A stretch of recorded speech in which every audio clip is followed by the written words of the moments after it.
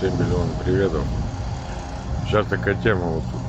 Я из Челябинска, район ЧМЗ.